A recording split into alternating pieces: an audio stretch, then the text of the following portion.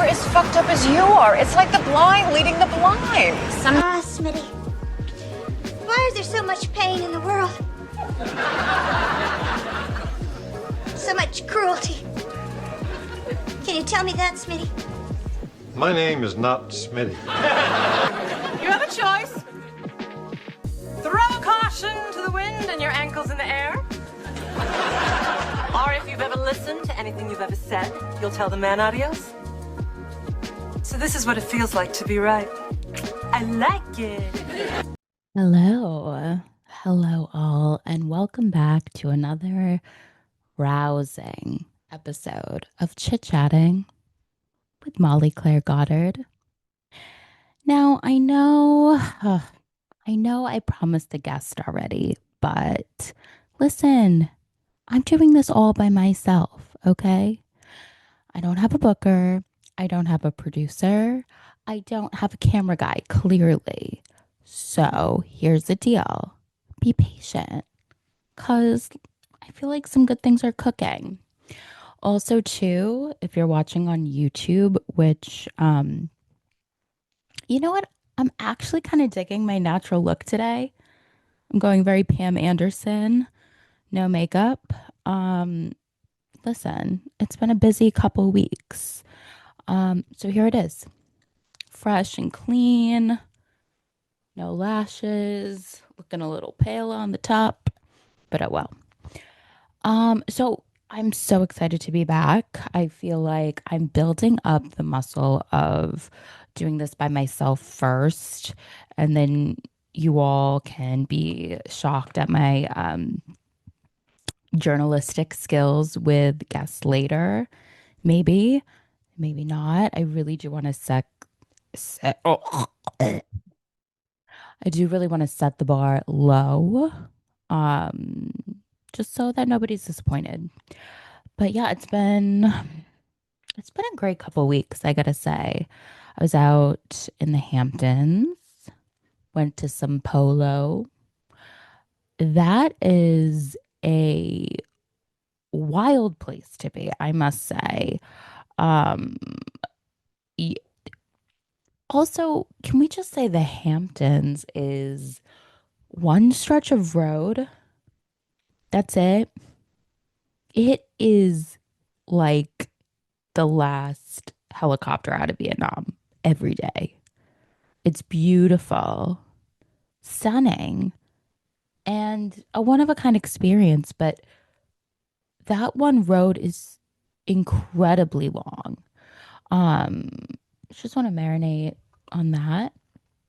Um, that was really fun. Going up to Montauk was really incredible, even though it does feel like the end of the earth. But once again, beautiful, stunning. Did not go to the surf lodge. That is still a spectacle that I'm going to leave in the future because it was just not in my cards this weekend. That is so much inertia. Sorry. Yeah, went to Jill's event. Always so cute, so fun. And what else have I done? Oh, yeah, the housewives are in Boston. That was really fun. Got to see Alexia and Marisol and Tamra, who I've interviewed before, but I didn't really know her that well, and she's lovely. And Tom Schwartz, what a goofball, so fun. So that was really great.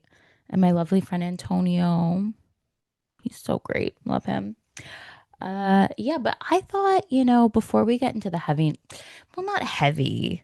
I mean, this episode's gonna be so relatable. I was actually talking with a friend yesterday about the topic we're gonna cover, and it's a sentiment that I know a lot of people feel often. So we're gonna get to that. But there are just a couple things that are going on in the culture right now that I want to tackle. I want to kind of, give my opinion on. Now, I know this podcast so far has been plagued by Sex in the City. And I hate to think that I, something out there, the ethers of the universe, I get back into Sex in the City and then they cancel and just like that. But I do believe maybe it was time because I just want to touch base. Like, once it's over, like, we were happy to check in with the girls, but like, now that it's over, when we binge, we're not including and just like that, right? Like, it's not going to be a part of the canon. Because, like, I'm rewatching Sex in the City now, and for me, I'm like, okay, like, you know, and just like that never happened. So I think it's good for us all. I think we all need to turn the page. Um, we're living in tough times, but I do feel as if like, we've really all been emotionally, I feel like in just like that was our emotional support show because none of us liked it at all. But we needed to, it was like our touchstone to the past, even though it felt nothing like the past. You know what I mean? So I feel like it's good for us all to move on, be brave. We have to be brave. Proud of us. Also, in cute news, Pam Anderson and Liam Neeson. Okay. See, I'm taking inspo from Pam Anderson today. No makeup. That's cute. I like it. I don't know what Naked Gun is. I hear it's like a versatile action movie and like funny. Because I wanna get this clear right now. Never seen a Marvel movie. Never. I like James Bond. I've seen some of those. I like the style, the sophistication of James Bond. But when I tell you I will never be sitting through an a like an action movie, I mean it wholeheartedly. But and I could be so wrong, but somebody told me that Naked Gun is kind of like Airplane, and like I like an airplane vibe of movie. I'm not talking, you know what airplane I'm talking. If you have taste, you know what airplane I'm talking about. Oh, not my light going out. Oh, and we're back. Ooh, don't show people what I really look like. My God. Anyway, um, yeah, and we're out again. Oh, oh well. Um, yeah, I like it. I like it. I love how Pamela Anderson is totally just 180'd her vibe, like completely. Like that is reinvention that we can all tap into because I feel like when we see like a Madonna reinvention or a Beyonce reinvent, that is so out of our universe.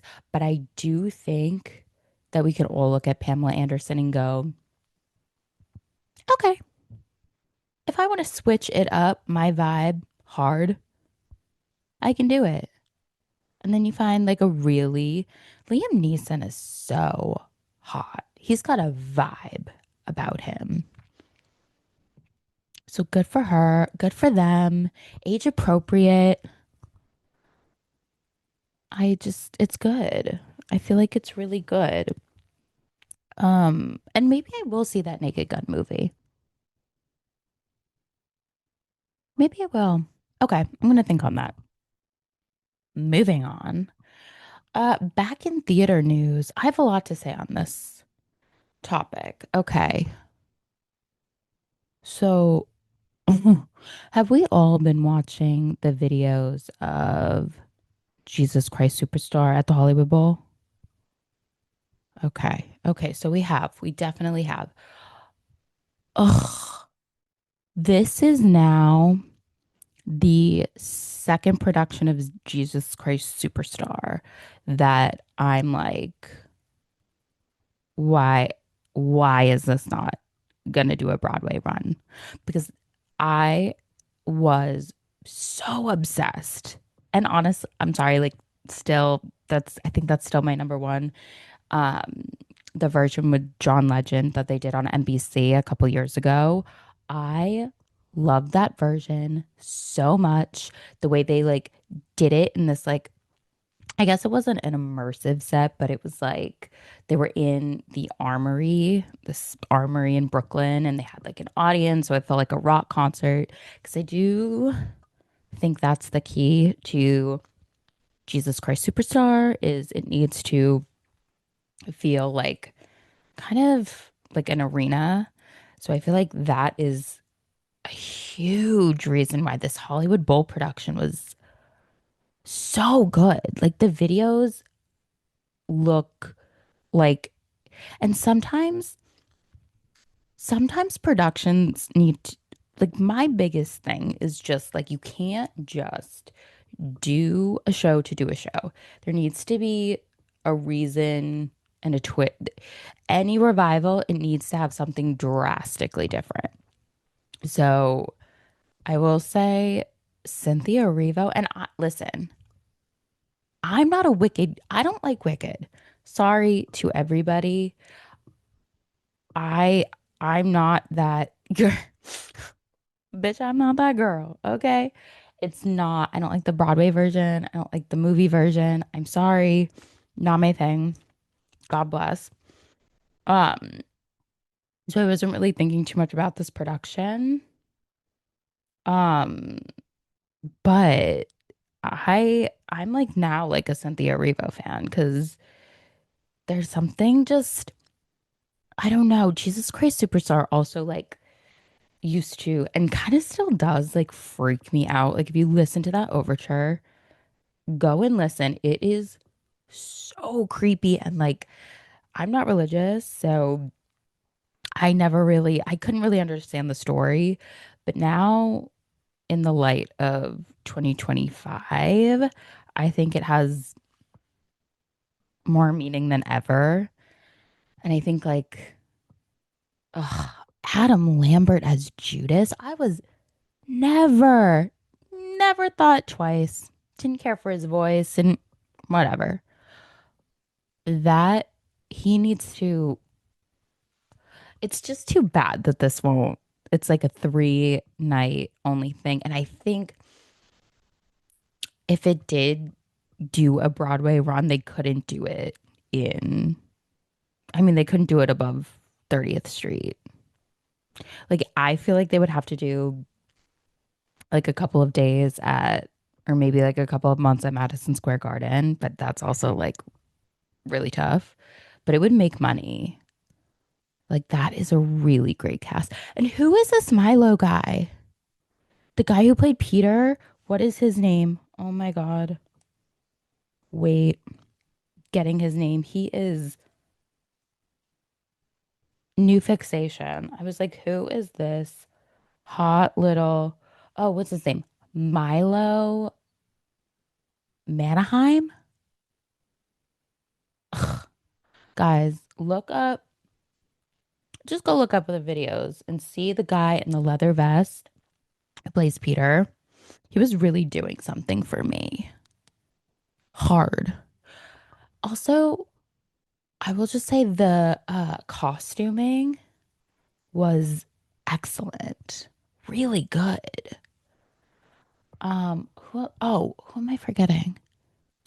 I thought the choreography was really great, and that is not something that typically catches me, but I was incredibly impressed and haunted. I don't know, there was something about Cynthia Erivo as Jesus that was haunting. Because I feel like that's a role that you can play it either. I feel like John Legend was so ethereal, just like just angelic. But there was something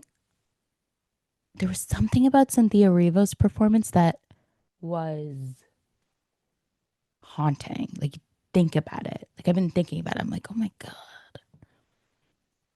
Anyway, go look up the videos, go have a ball, enjoy that.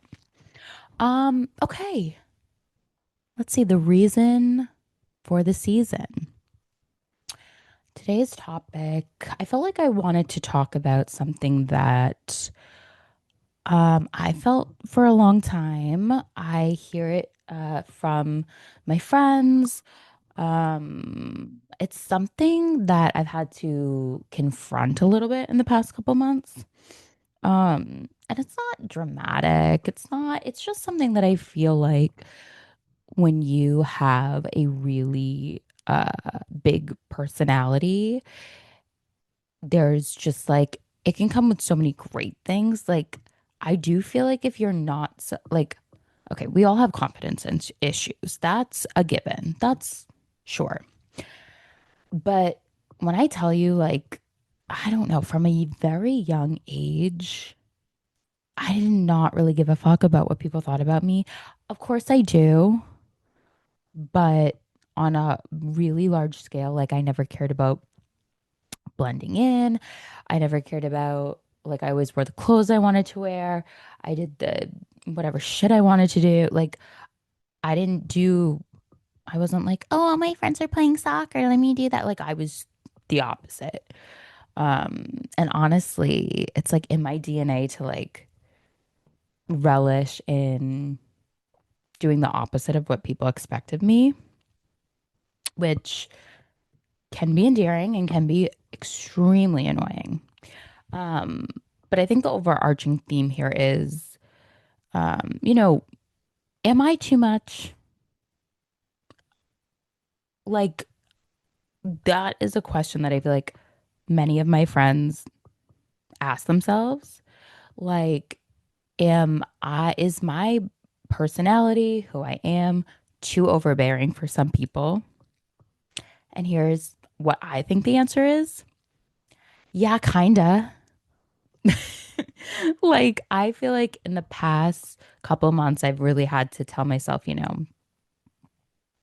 it's not about toning down or being less of who I am.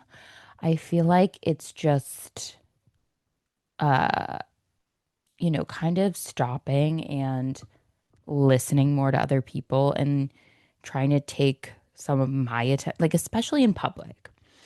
Like, I feel like a lot of times when I'm out in public, I can be like the greatest fucking showman or like kind of like a tap dancer, like, hi, la, la, la, I'm so, boo, boo." Like, you can get into a mode where you do your dance. Um, and I think like through therapy and through like, honestly, meditation, I hate to be that bitch, but it's true. Kind of just stopping and going, okay, are we listening to the other person?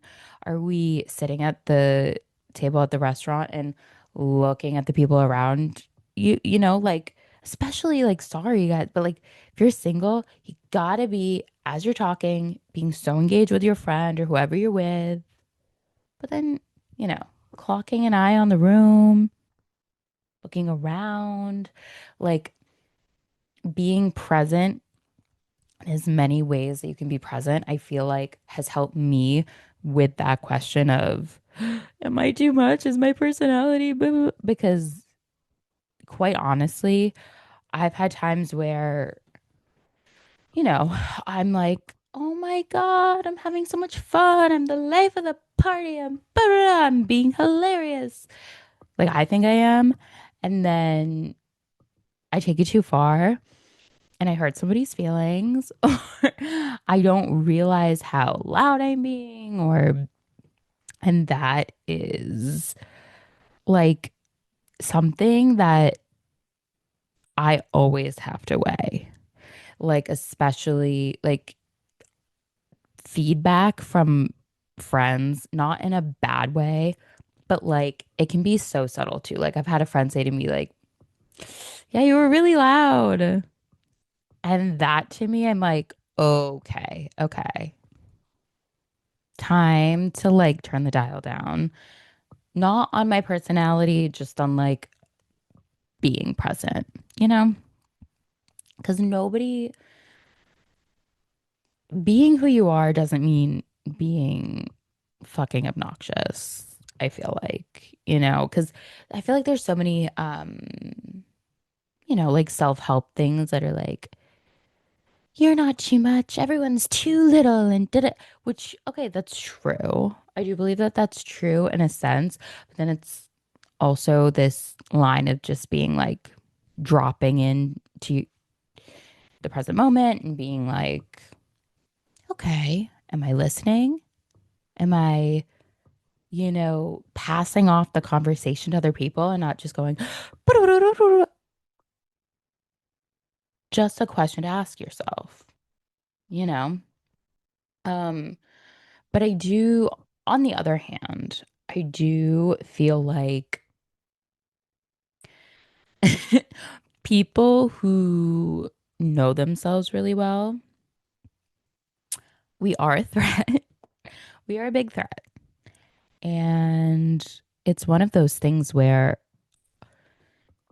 you don't, like, for me, there's a lot of people that, like, I don't, it's taken me getting older to realize that, you know, there are some people who could feel small around me. And, you know, that is, you could easily just be like, oh, whatever, that's not my problem. Blah, blah, blah. And like, there's an element of that. But then it is just like, you don't have to be around those people that like, because like, I'm sorry, if you, if you don't have like the confidence in yourself to like, I mean, at this point, if you're my friend and you're like in your third, like, kind of come on.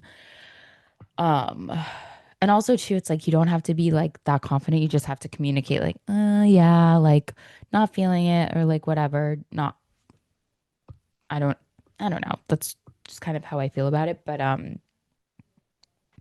there is just an element too of like looking at some people and going like, oh my God, like, you, that person might have some great things, but then like, there's just like a lot of people I see that I'm like, do you know who you are? Or like, have you ever sat at a restaurant by yourself and like people watched?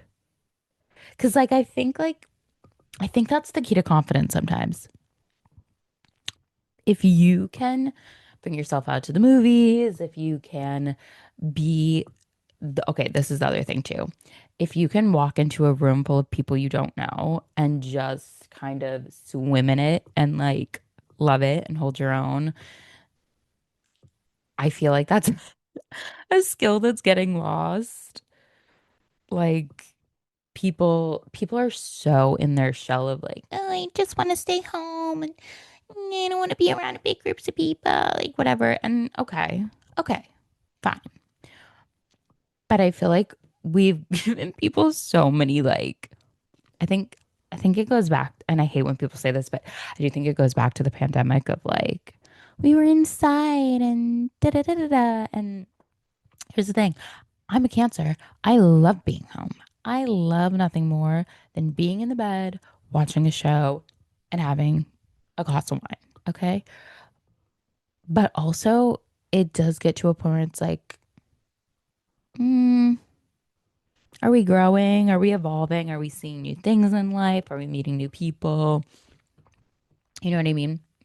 And some people really hate that mentality.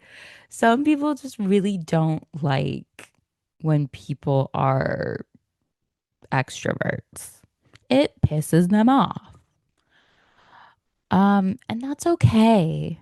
That's okay. But I feel like you just have to understand that once you've really made sure you're present in a situation and you're still kind of pissing that person off. But because the other thing is too, people sometimes, there's many reasons why people will subtly not like you.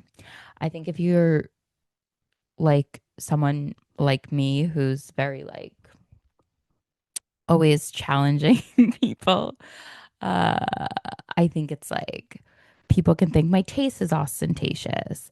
People can think, like I've had people say to me like, oh, like I don't want to go to that fancy of a restaurant. Like, oh wow, you go out a lot or like stuff like that. And like it is so subtle, but I'm like, oh, I know what you're saying. Like, um, and I'm not mad at it. I'm like honestly like, okay, it's good to have signals like that to go, yeah, that's who I am. Take it or leave it. And it's not, obviously, it's like not that deep with most people, but it's just something you pick up on after a while. Um, and it's one of those things too where it's like, at least for me, I'm always trying to evolve. Um, and the biggest thing for me right now is like just calming down a little bit while still being trying to be me and fun and just, you know, my ball busting self, but also knowing that people have feelings, people need to be heard. Maybe sometimes it's good to shut the fuck up.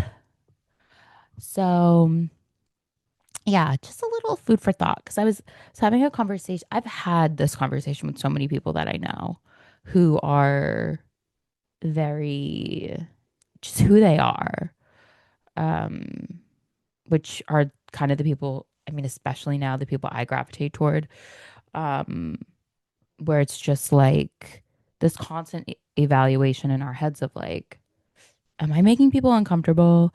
Am I too much? Is my success too much? That's another thing that I've yet to get super comfortable with because I feel like people,